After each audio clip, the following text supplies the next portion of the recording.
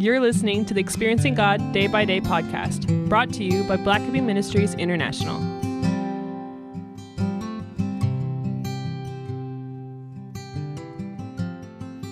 November 2nd. Have you done what you know to do? James 4, verse 17. So it is a sin for the person who knows to do what is good and doesn't do it. It is never a minor thing to know God's will and not do it. God calls this sin. We can make excuses for our lack of obedience. I'm just not ready yet, or I'll do it later, or I don't think it will make a difference, or I can't afford to. We rationalize, we procrastinate. Yet in God's eyes, rationalization and procrastination are nothing more than disobedience. At times, we deceive ourselves into thinking that good intentions equal obedient actions.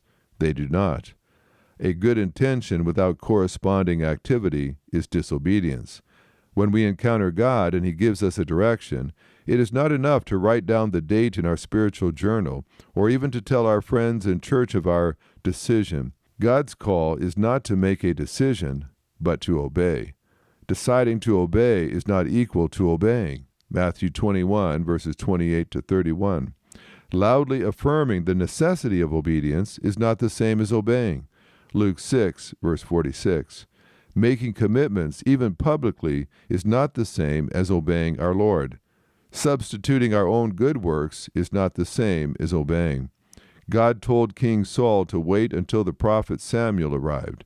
Instead of waiting, Saul took matters into his own hands and offered a sacrifice. Saul discovered, to his deep dismay, that other acts of supposed piety do not take the place of obeying a clear command from God. 1 Samuel 15, verse 22. As with Saul, God expects you to obey everything exactly as He tells you. Only obedience satisfies God's desire for obedience. This podcast is based on the book Experiencing God Day by Day by Henry and Richard Blackaby, published by B&H Publishing Group, music by Mark Brown.